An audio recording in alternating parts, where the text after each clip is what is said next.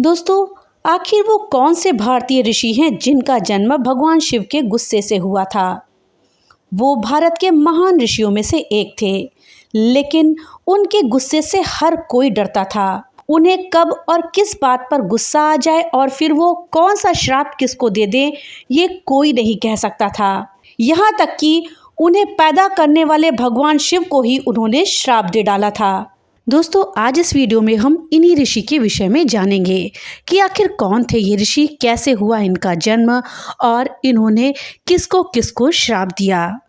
इस जानकारी के लिए वीडियो में हमारे साथ अंत तक बने रहिएगा, जिससे कि आपको सही और सटीक जानकारी प्राप्त हो पाए। आइए दोस्तों, सबसे पहले हम इनके जन्म के विषय में जानते हैं कि इन ऋषियों का जन्म कैसे हुआ। दोस्तों, भारतवर्ष में एक महान ऋषि हुए हैं जिनका कि जन्म शिव जी के गुस्से की वजह से हुआ था, इसलिए उनको शिव जी का रूप भी कहते हैं। वो खुद शिव जी के बहुत बड़े भक्त थे। भगवान शिव जी की तरह ही इन ऋषि को भी बहुत गुस्सा आता था और इनका गुस्सा बहुत खतरनाक होता था। वो ऋषि भगवान शिव के पुत्र जरूर थे, लेकिन उनसे अलग भी थे। भगवान शिव को मनाना जितना आसान था, इन ऋषि को मनाना उतना ही मुश्किल होता था। उनको खुश करना भी उतना ही कठिन था। हालांकि इन दोनों ही लोगों का गुस्सा एक जैसा तेजस्वी था। इनका गुस्सा इतना तेज था जो कई बार उनके लिए भी घातक हो जाता था। क्रोध के चलते वो किसी को भी दंड श्राप दे दिया करते थे। उनके क्रोध से राजा, देवी, देवता, दैत्य, असुर कोई भी नहीं अछूता था। वैसे उनके जैविक पिता और माता अत्रि और अनसुईया को माना जाता है। ब्रह्मानंद पुराण के अध्याय 44 के अनुसार ब्रह्मा और शिव में एक बार झगड़ा हो गया। शिव बहुत गुस्से में आ गए। डर से सभी देवी देवता छिप गए। उनसे परेशान पार्वती जी ने शिव से कहा कि उनके गुस्से के चलते उनके साथ रहना बहुत मुश्किल हो रहा है। इस पर भगवान शिव को भी अपनी गलती का एहसास हुआ। उन्होंने तय किया कि वो अपने गुस्से को ऋषि अत्रि की पत्नी अनसुईया के अंदर संचित कर देंगे। देवी अनसुईया के अंदर शिव के इस भाग से एक बच्चे का जन्म होता है और उस बच्चे का नाम होता है दुर्वासा। जी हाँ, दुर्वासा ऋषि। शिव के गुस्से से जन्मे ऋषि दुर्वासा का स्वभाव उन्हीं की तरह ही बहुत गुस्से वाला और चिड़चिड़ा था।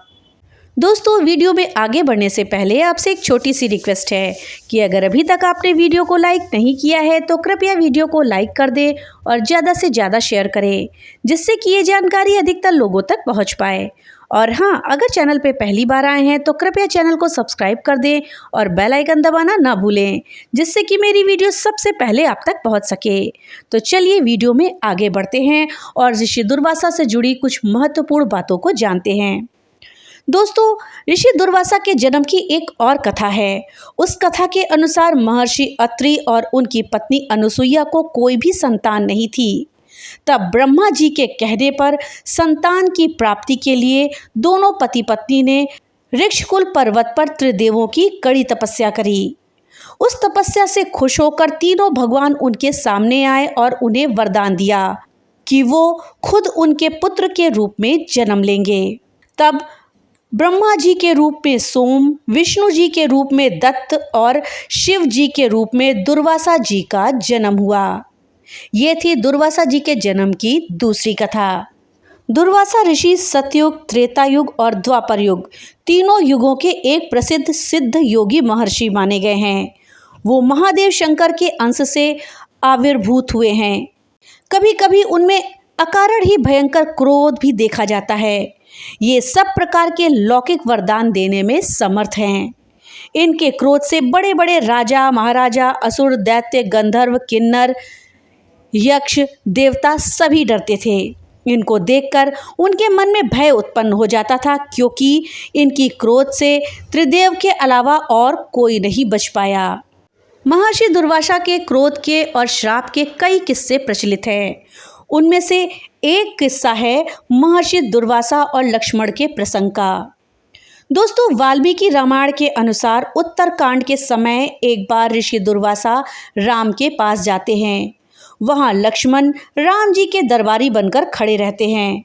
तब ऋषि उनसे अंदर जाने की इच्छा प्रकट करते हैं। उस समय राम मृत्यु के देवता यमराज जी के साथ किसी विषय पर गहन बातचीत कर रहे होते हैं। बात शुरू होने से पहले यम राम को कहते हैं कि उनके बीच में जो भी बातचीत होगी वो किसी को भी पता नहीं चलनी चाहिए, और ये बात के बीच में अगर कोई कमरे में आकर देखता या सुनता है तो वो मार दिया जाएगा। राम इस बात की हामी भर कर के वचन देते हैं और अपने भरोसेमंद भाई को दरवाजे के बाहर खड़ा कर देते हैं।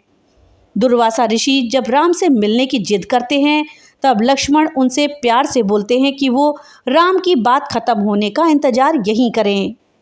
ऋषि इस बात से क्रोधित हो जाते हैं और कहते हैं कि अगर लक्ष्मण राम से उनके आगमन के बारे में नहीं बताएंगे तो वो पूरी अयोध्या को श्राप दे देंगे और सबको तहस नहस कर देंगे। लक्ष्मण जी धर्म संकट में पड़ जाते हैं और वो उनकी बातों से डर जाते हैं और उन्हें एहसास होता है कि दुर्वासा ऋषि का क्रोध तो मुझसे भी ज़्यादा है, क्योंकि दुर्वासा ऋषि के क्रोध से सभी परिचित हैं।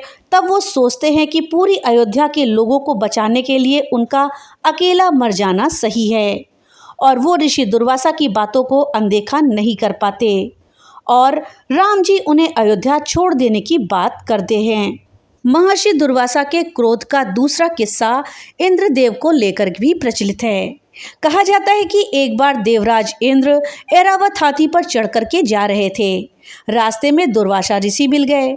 मुनि ने अपने गले में पड़ी माला निकाल करके इंद्र के ऊपर फेंक दी, जिसे इंद्र ने ऐरावत हाथी को पहना दिया। तीव्र गंध से प्रभावित होकर ऐरावत हाथी ने सूंड से माला उतार करके पृथ्वी पर फेंक दी। ये देख करके दुर्वासा मुनि ने इंद्र को श्राप देते हुए कहा, इंद्र, ऐश्वर्य के घमंड में तुमने मेरी दी हुई माला का आदर नहीं किया। ये माला नहीं, लक्ष्मी का धाम थी, इसलिए तुम्हारे अधिकार में स्थित तीनों लोगों की लक्ष्मी शीघ्र ही अदृश्य हो जाएगी। महर्षि दुर्वासा के श्राप से त्रिलोकी श्रीहीन हो गई और इंद्र की राज्य लक्ष्मी समुद्र में प्रविष्ट हो गई।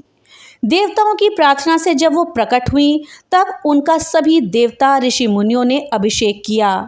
देवी महालक्ष्मी की कृपा से संपूर्ण विश्व समृद्धशाली और सुख शांति से संपन्न हो गया। आकर्षित होकर देवराज इंद्र ने माँ लक्ष्मी की आराधना करी। महर्षि दुर्वासा के क्रोध की तीसरी कथा शकुंतला से संबंधित है। दोस्तों, कालिदास के द्वारा लिखित अभिज्ञान शाकुंतलम के अनुसार ऋषि दुर्वासा जब शकुंतला के पास पहुँचे तो उन्होंने उनको प्रेमी दुष्यंत के ख्यालों में पाया। इससे रुष्ट होकर के ऋषि ने उनको श्राप दे दिया कि उनका प्रेमी उन्हें भूल जाएगा।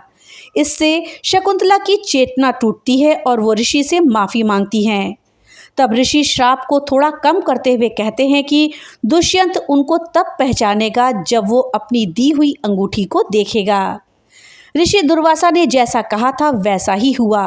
शकुंतला और दुष्यंत के बेटे भारत के नाम पर देश का नाम भारत पड़ा। ऋषि दुर्वासा के क्रोध से संबंधित एक अन्य कथा के अनुसार एक बार राजा अम्बरीश को किसी बात से नाराज होकर के उनको मारने के लिए ऋषि दुर्वासा एक राक्षस पैदा करते हैं, लेकिन अम्बरीश तुरंत ही भगवान विष्णु के चरणों में चले जाते हैं, जिससे उनका चक्र उनकी रक्षा करता है। और फिर भगवान विष्णु से जब ऋषि दुर्वासा मिलते हैं तब जाकर सुदर्शन अपना प्रभाव छोड़ता है। महर्षि दुर्वासा के क्रोध के विषय में महाभारत में भी एक बहुत ही प्रचलित कथा है। उस कथा के अनुसार एक बार महर्षि दुर्वासा को दुर्योधन भोजन कराता है और उन्हें भोजन कराने के बाद वो पांडवों के यहाँ भी भोजन करने के लिए भेजता है और कहता है कि वो पांडवों के यहाँ अवश्य ही भोजन करें।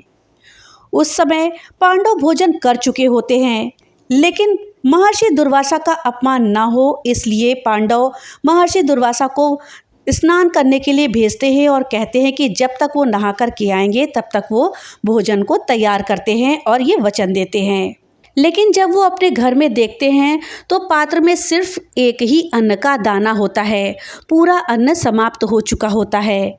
इस पर द्रौपदी भगवान कृष्ण को याद करती हैं और उन्हें उपस्थित होने के लिए कहती हैं। द्रौपदी के याद करने पर स्वयं नारायण वहां पर उपस्थित होते हैं और उनके प्रभाव से सिर्फ चावल के एक दाने से ही सभी ऋषियों का पेट भर जाता है और पांडव दुर्वासा ऋषि के श्राप से बच जाते हैं। दोस्तों, इसके साथ ही माता अंजनी और दुर्वासा ऋषि की भी एक कथा है। एक बार जब दुर्वासा ऋषि देवराज इंद्र की सभा में उपस्थित थे, तब एक पुंजिक स्थली नामक अप्सरा बार बार अंदर आ जा रही थी। इससे बार बार सभा में बैठे लोगों का ध्यान भंग हो रहा था। गुस्सा होकर के ऋषि दुर्वासा ने पुंजिक स्थली को वानरी हो जाने का श्राप दे दिया। पुंजिक स्थली ने बहुत क्षमा मांगी तो ऋषि ने उसे इच्छानुसार रूप धारण करने का वर भी दे दिया।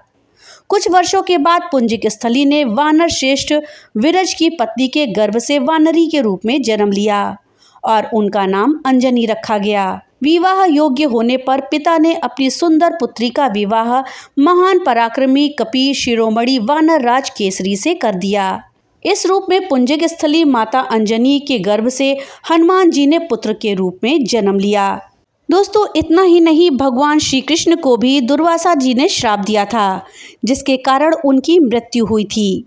दोस्तों, श्री कृष्ण का यदुवंश नाश होने का मुख्य कारण दुर्वासा ऋषि का श्राप ही था। दोस्तों, श्री कृष्ण के बेटे के द्वारा महर्षि दुर्वासा को अपमानित करने के कारण उनके द्वारा दिया गया श्राप से ही यदुवंश का नाश हुआ था। उस श्राप के कारण ही पूरा का पूरा यदुवंश आपस में लड़ करके कट करके मर गया था। कुल मिलाकर उनके गुस्से से कोई नहीं बच सका। आमतौर पर लोग उनसे बचकर ही रहते थे कि कहीं उनका सामना ऋषि से ना हो जाए, क्योंकि उन्हें आशंका रहती थी कि पता नहीं ऋषि किस बात पर खफा हो जाए और श्राप दे डाले। दोस्तों, कहते हैं कि दुर्वासा ऋषि ने अपने जन्म देने वाले पिता अर्थात शिव जी को भी नहीं छोड़ा था। वो इतने गुस्से वाले थे कि उन्होंने अपने पिता को भी श्राप देने में संकोच नहीं किया। एक बार दुर्वासा ऋषि भगवान शंकर से मिलने के लिए गए। शिवगणों ने दुर्वासा ऋषि से अपनी मस्ती शुरू कर दी, जिससे क्रोधित होकर के दुर्वासा ऋषि ने शिव जी को श्राप दे दिया कि शिव जी का पार्वती जी से पुनर्मिलन तभी होगा जब शिव जी अपना जटाधारी रूप, शरीर पे भस्म, गले में सांप वाले रूप को त्यागेंगे। अगर शिव जी ऐसा नहीं करेंगे तो वो विवाह नहीं कर पाएंगे। दोस्तों, विवाह के समय शिवजी की बारात जब माता पार्वती के द्वार पर पहुंची तो शिवजी और शिवगणों को देख करके सब भयभीत हो गए। शिवजी की बारात में भूत प्रेत बेताल सब मगन होकर के नाच रहे थे। भगवान शिव स्वयं नंदी पर विराजमान थे और गले में नाग की माला धारण किए हुए थे। साथ में भगवान विष्णु और ब्रह्मा जी भी देवताओं की टोली लेकर के चल रहे थे।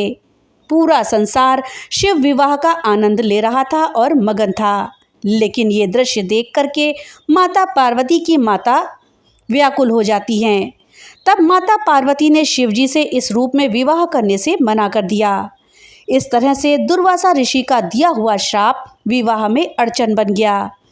तब भगवान विष्णु जी ने शिवजी को सुंदर दूल्हे के रूप में तैयार किया। इससे माता पार्वती शिवजी से विवाह के लिए तैयार हुई। इस श्राप के कारण ही महादेव जी ने अपना प्रमुख रूप त्याग करके एक सुंदर सौम्य रूप धारण किया, जिसे सब देखते रह गए। तो दोस्तों, ऐसा था दुर्वासा ऋषि का क्रोध कि उन्होंने अपने पिता तक को नहीं छोड़ा। ये तो थी बातें दुर्वासा ऋषि के क्रोध और श्रापों के विषय में। लेकिन उन्होंने सिर्फ श्राप ही नहीं दिया, बल्कि दुर्वासा ऋषि ने वरदान भी दिए हैं। ऐसा ही एक वरदान महाभारत में प्रचलित है, जो कि उन्होंने कुंती को दिया था। दोस्तों, राजा कुंती भोज के यहाँ महर्षि दुर्वासा मेहमान बनकर के गए थे। वहाँ पर कुंती जी ने पूरे मन से ऋषि की सेवा करी और आवभगत करी। कुंती ने ऋषि के गुस्से को जानते हुए उन्हें समझदारी के साथ खुश किया। ऋषि दुर्वासा कुंती की इस सेवा भाव से बहुत खुश हुए और जाते वक्त उन्होंने कुंती को एक ऐसा वरदान दिया जिससे वो किसी भी देवता का आवाहन कर सकती थी और उनसे संतान प्राप्त कर सकती थी। मंत्र कैसे काम करता है ये देखने के लिए कुंती ने शादी से पहले सूर्य देव का आवाहन किया। तब उनको कर्ण की प्राप्ति होती है, जिसे वो नदी में बहा देती हैं। फिर इसके बाद उनकी शादी पांडु से होती है और आगे चल करके इन्हीं मंत्रों का प्रयोग करके पांडु पुत्रों का जन्म होता है। तो दोस्तों, ये थी जानकारी महर्षि दुर्वासा के विषय में। जानकारी आपको कैसी लगी हमें कमेंट बॉक्स में लिख करके जरूर बताइएगा। तो मिलते हैं अगली नई वीडियो के साथ, तब तक के लिए राधे राधे।